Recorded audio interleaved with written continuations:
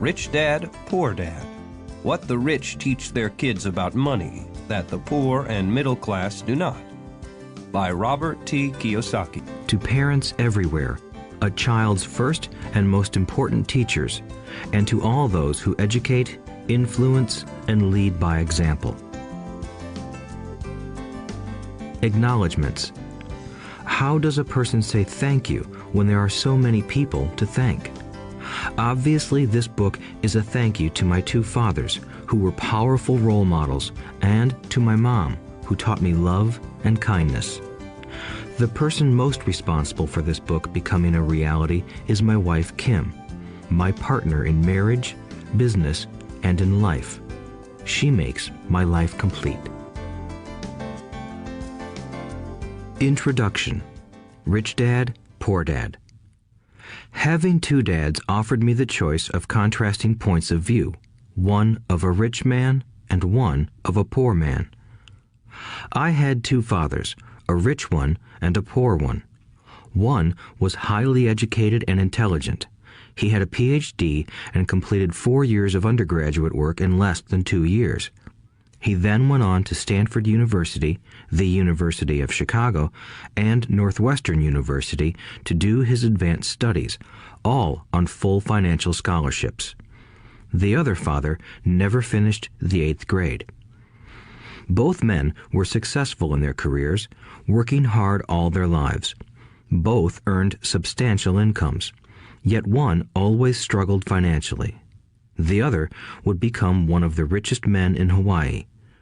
One died, leaving tens of millions of dollars to his family, charities, and his church. The other left bills to be paid. Both men were strong, charismatic, and influential. Both men offered me advice, but they did not advise the same things. Both men believed strongly in education, but did not recommend the same course of study.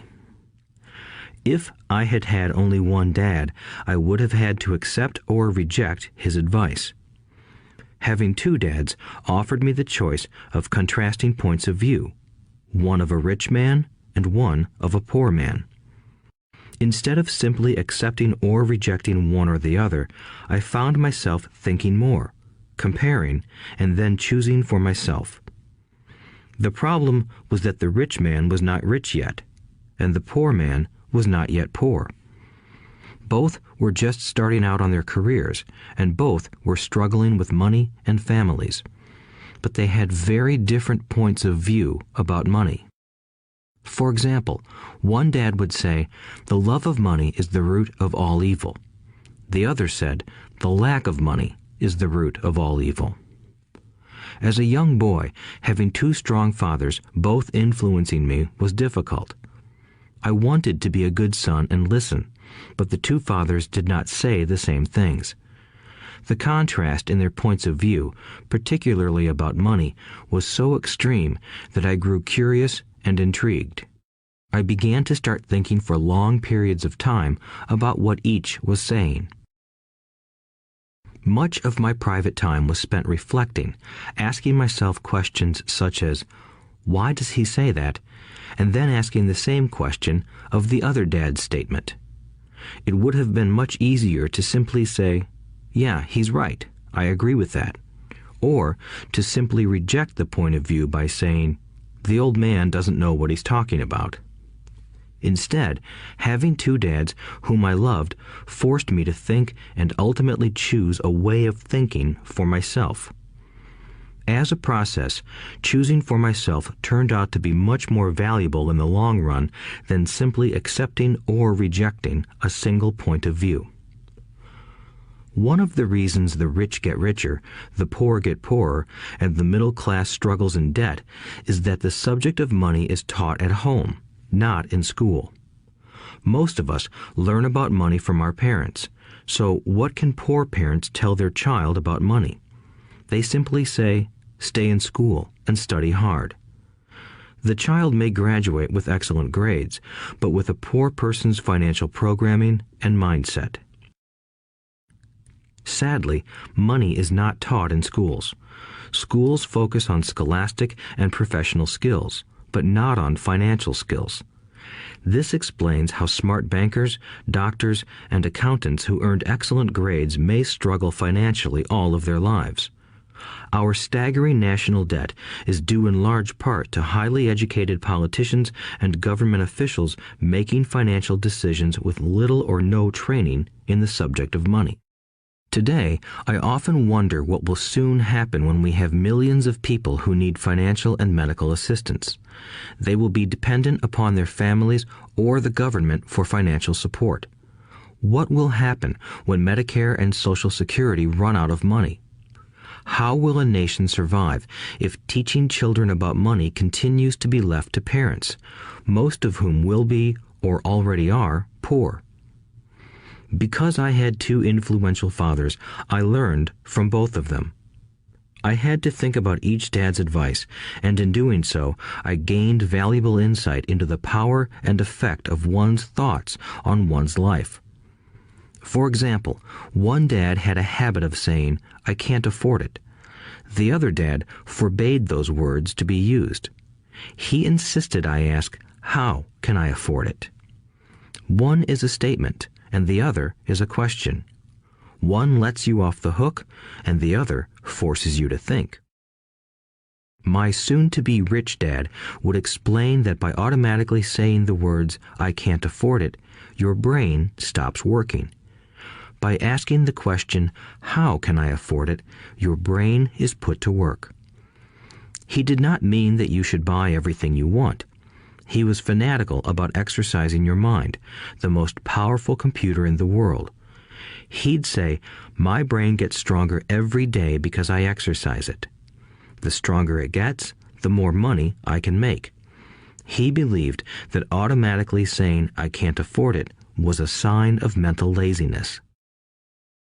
Although both dads worked hard, I noticed that one dad had a habit of putting his brain to sleep when it came to finances, and the other had a habit of exercising his brain.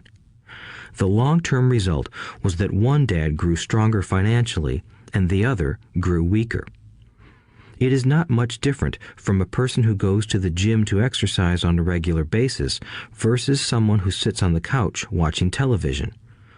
Proper physical exercise increases your chances for health, and proper mental exercise increases your chances for wealth. My two dads had opposing attitudes, and that affected the way they thought. One dad thought that the rich should pay more in taxes to take care of those less fortunate.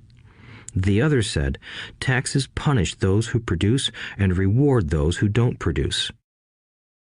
One dad recommended, study hard so you can find a good company to work for. The other recommended, study hard so you can find a good company to buy. One dad said, the reason I'm not rich is because I have you kids. The other said, the reason I must be rich is because I have you kids. One encouraged talking about money and business at the dinner table, while the other forbade the subject of money to be discussed over a meal. One said, when it comes to money, play it safe. Don't take risks. The other said, learn to manage risk. One believed, our home is our largest investment and our greatest asset. The other believed, my house is a liability, and if your house is your largest investment, you're in trouble. Both dads paid their bills on time, yet one paid his bills first while the other paid his bills last. One dad believed in a company or the government taking care of you and your needs. He was always concerned about pay raises, retirement plans, medical benefits, sick leave, vacation days, and other perks. He was impressed with two of his uncles who joined the military and earned a retirement and entitlement package for life after 20 years of active service. He loved the idea of medical benefits and PX privileges the military provided its retirees. He also loved the tenure system available through the university. The idea of job protection for life and job benefits seemed more important at times than the job. He would often say, I've worked hard for the government and I'm entitled to these benefits. The other believed in total financial self-reliance. He spoke out against the entitlement mentality and how it created weak and financially needy people. He was emphatic about being financially competent. One dad struggled to save a few dollars. The other created investments. One dad taught me how to write an impressive resume so I could find a good job. The other taught me how to write strong business and financial plans so I could create jobs. Being a product of two strong dads allowed me the luxury of observing the effects different thoughts have on one's life. I noticed that people really do shape their lives through their thoughts. For example, my poor dad always said, "I'll never be rich," and that prophecy became reality. My rich dad, on the other hand, always referred to himself as rich. He would say things like, "I'm a rich man and rich people don't do this." Even when he was flat broke after a major financial setback, he continued to refer to himself as a rich man. He would cover himself by saying, "There is a difference between being poor and being broke. Broke is temporary. Poor is eternal." My poor dad would say, "I'm not interested in money," or "money doesn't matter." My rich dad always said, "Money is power." The power of our thoughts may never be measured or appreciated, but it became obvious to me as a young boy that it was important to be aware of my thoughts and how I expressed myself. I noticed that my poor dad was poor, not because of the amount of money he earned, which was significant, but because of his thoughts and actions. As a young boy having two fathers, I became acutely aware of being careful about which thoughts I chose to adopt as my own. Should I listen to my rich dad or to my poor dad? Although both men had tremendous respect for education and learning, they disagreed about what they thought was important to learn. One wanted me to study hard, earn a degree, and get a good job to earn money. He wanted me to study to become a professional, an attorney or an accountant, and to go to business school for my MBA. The other encouraged me to study to be rich, to understand how money works, and to learn how to have it work for me. "I don't work for money" were words he would repeat over and over. "Money works for me." At the age of 9, I decided to listen to and learn from my rich dad about money. In doing so, I chose not to listen to my poor dad, even though he was the one with all the college degrees. A lesson from Robert Frost. Robert Frost is my favorite poet. Although I love many of his poems, my favorite is "The Road Not Taken." I use its lesson almost daily. The road not taken. Two roads diverged in a yellow wood, and sorry I could not travel both. And be one traveler long I stood, and looked down one as far as I could, to where it bent in the undergrowth, then took the other as just as fair, and having perhaps the better claim, because it was grassy and wanted wear. Though as for that the passing there had worn them really about the same, and both that morning equally lay in leaves no step had trodden black. Oh, I kept the first for another day, yet knowing how way leads on to way, I doubted if I should ever come back. I shall be telling this with a sigh, somewhere ages and ages hence. Two roads diverged in a wood, and I took the one less traveled by, and that has made all the difference. And that has made all the difference. Over the years, I have often reflected upon Robert Frost's poem.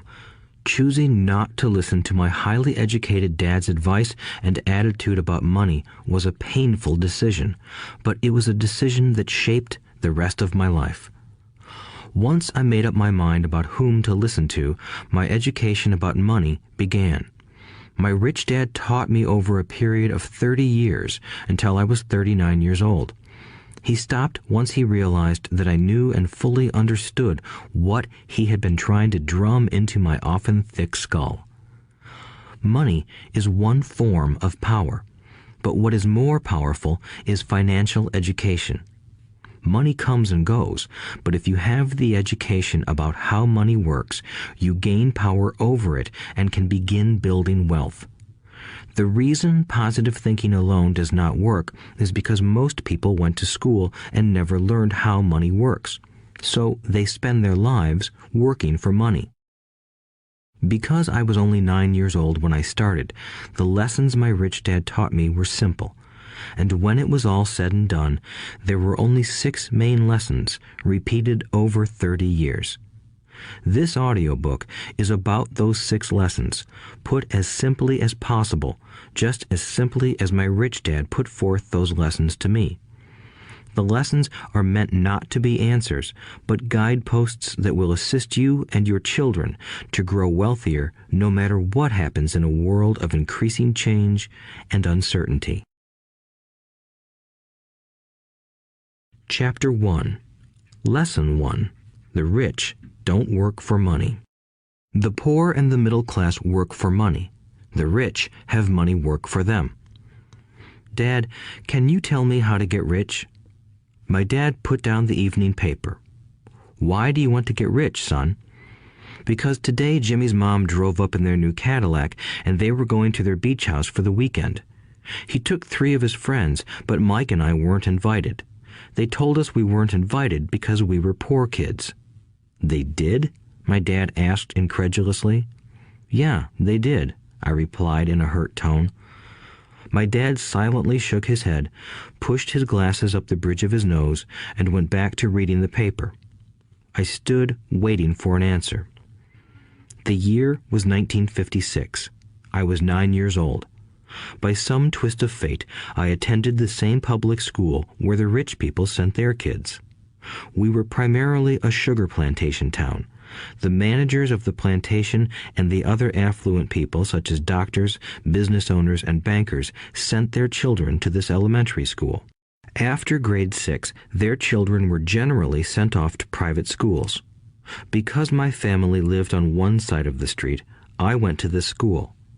Had I lived on the other side of the street, I would have gone to a different school with kids from families more like mine. After grade 6, these kids and I would go on to the public intermediate and high school. There was no private school for them or for me. My dad finally put down the paper. I could tell he was thinking.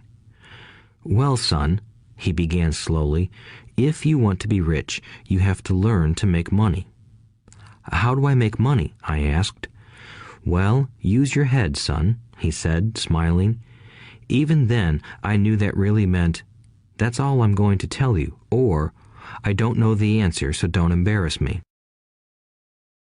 A partnership is formed. The next morning, I told my best friend, Mike, what my dad had said. As best as I could tell, Mike and I were the only poor kids in this school. Mike was also in this school by a twist of fate. Someone had drawn a jog in the line for the school district, and we wound up in school with the rich kids. We weren't really poor, but we felt as if we were because all the other boys had new baseball gloves, new bicycles, new everything. Mom and Dad provided us with the basics, like food and shelter and clothes, but that was about it. My dad used to say, if you want something, work for it. We wanted things, but there was not much work available for 9-year-old boys. So what do we do to make money? Mike asked. I don't know, I said, but do you want to be my partner? He agreed, and so on that Saturday morning, Mike became my first business partner. We spent all morning coming up with ideas on how to make money. Occasionally, we talked about all the cool guys at Jimmy's beach house having fun. It hurt a little, but that hurt was good, because it inspired us to keep thinking of a way to make money. Finally, that afternoon, a bolt of lightning struck. It was an idea Mike got from a science book he had read. Excitedly, we shook hands, and the partnership now had a business. For the next several weeks, Mike and I ran around our neighborhood, knocking on doors and asking our neighbors if they would save their toothpaste tubes for us. With puzzled looks, most adults consented with a smile. Some asked us what we were doing, to which we replied, "We can't tell you. It's a business secret." My mom grew distressed as the weeks wore on. We had selected a site next to her washing machine as the place we would stockpile our raw materials. In a brown cardboard box that at one time held ketchup bottles, our little pile of used toothpaste tubes began to grow. Finally, my mom put her foot down. The sight of her neighbor's messy, crumpled used toothpaste tubes had gotten to her. "What are you boys doing?" she asked, "and I don't want to hear again that it's a business secret. Do something with this mess or I'm going to throw it out." Mike and I pleaded and begged, explaining that we would soon have enough and then we would begin production. We informed her that we were waiting on a couple of neighbors to finish their toothpaste so we could have their tubes. Mom granted us a 1-week extension. The date to begin production was moved up, and the pressure was on. My first partnership was already being threatened with an eviction notice by my own mom.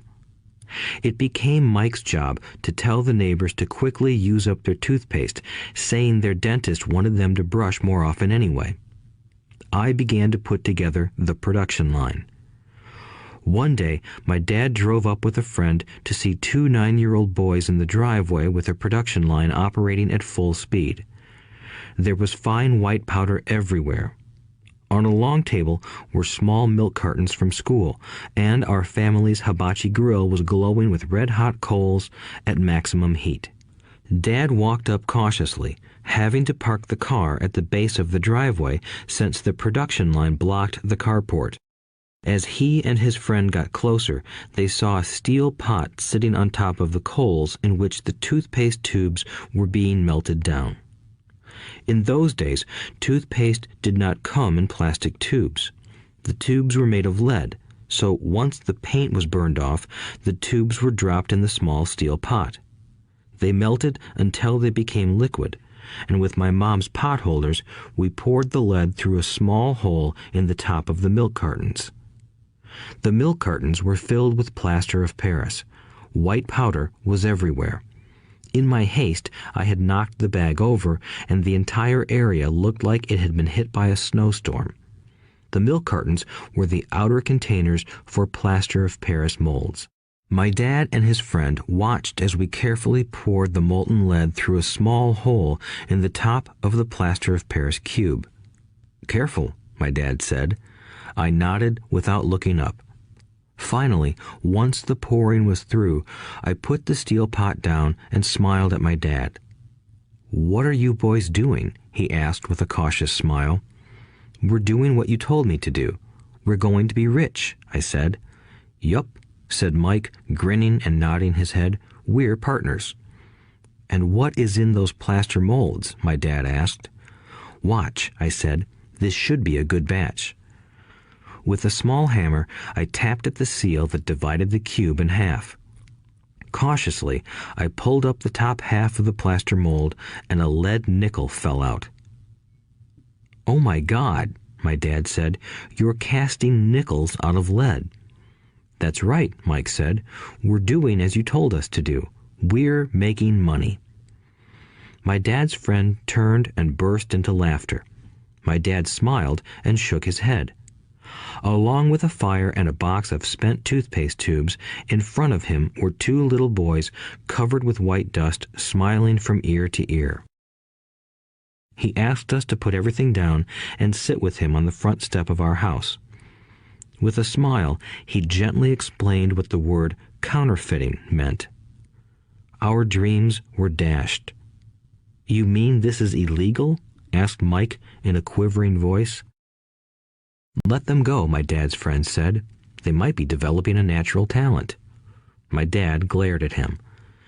"Yes, it is illegal," my dad said gently, "but you boys have shown great creativity and original thought. Keep going. I'm really proud of you." Disappointed, Mike and I sat in silence for about 20 minutes before we began cleaning up our mess. The business was over on opening day. Sweeping the powder up, I looked at Mike and said, "I guess Jimmy and his friends are right. We are poor." My father was just leaving as I said that. "Boys," he said, "you're only poor if you give up. The most important thing is that you did something. Most people only talk and dream of getting rich. You've done something. I'm very proud of the two of you. I will say it again. Keep going. Don't quit." Mike and I stood there in silence. They were nice words, but we still did not know what to do. "So how come you're not rich, Dad?" I asked. "Because I chose to be a school teacher. School teachers really don't think about being rich. We just like to teach. I wish I could help you, but I really don't know how to make money." Mike and I turned and continued our cleanup. "I know," said my dad. "If you boys want to learn how to be rich, don't ask me. Talk to your dad, Mike." "My dad?" asked Mike with a scrunched-up face. "Yeah, your dad," repeated my dad with a smile. "Your dad and I have the same banker, and he raves about your father. He's told me several times that your father is brilliant when it comes to making money."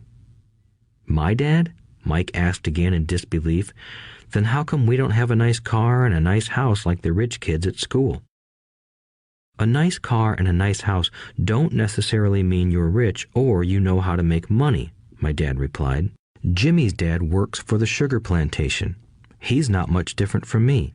He works for a company and I work for the government. The company buys the car for him. The sugar company is in financial trouble, and Jimmy's dad may soon have nothing. Your dad is different, Mike. He seems to be building an empire, and I suspect in a few years he will be a very rich man." With that, Mike and I got excited again. With new vigor, we began cleaning up the mess caused by our now defunct first business. As we were cleaning, we made plans for how and when to talk to Mike's dad.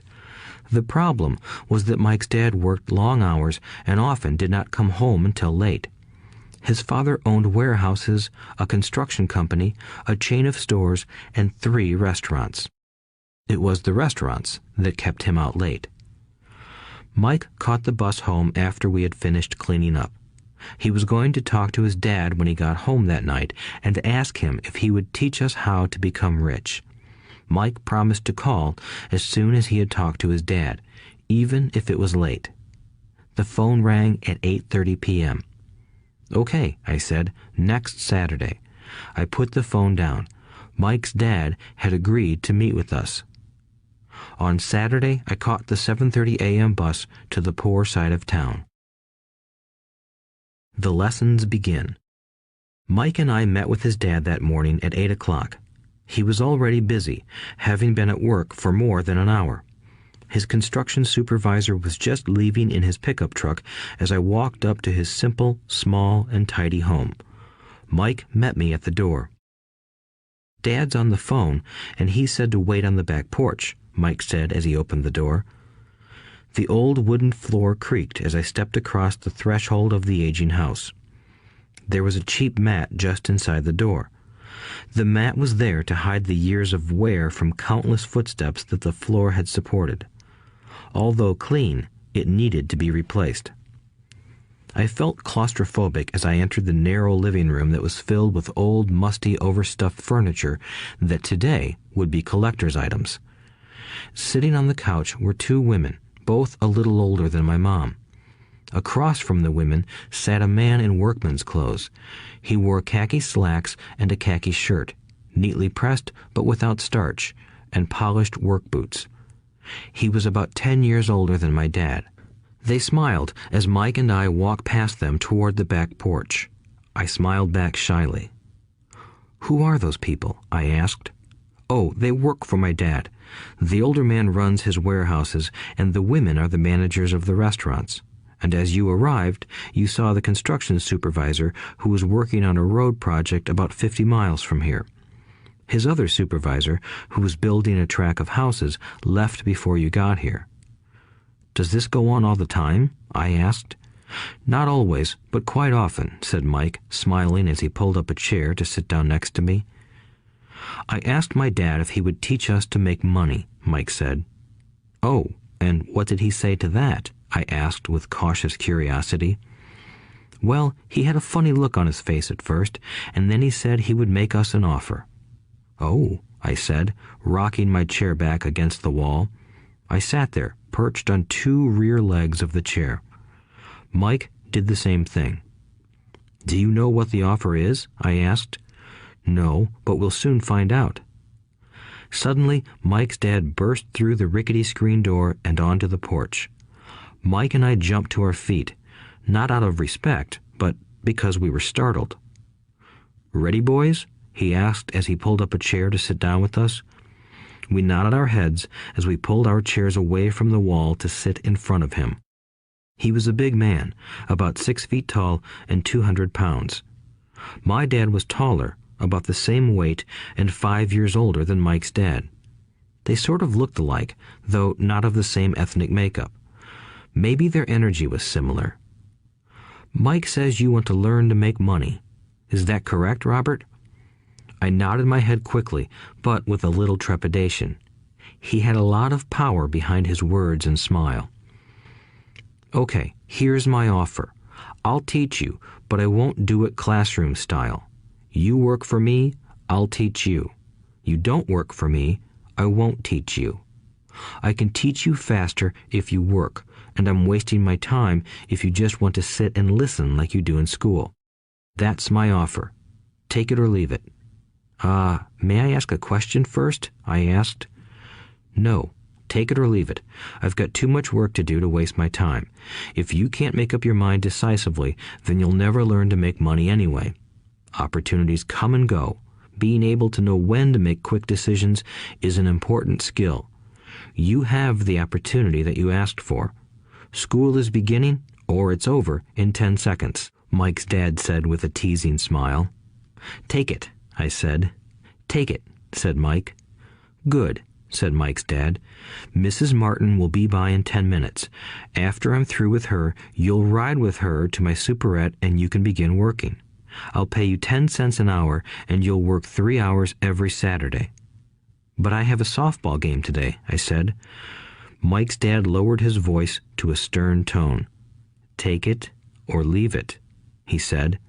"I'll take it," I replied, choosing to work and learn instead of playing.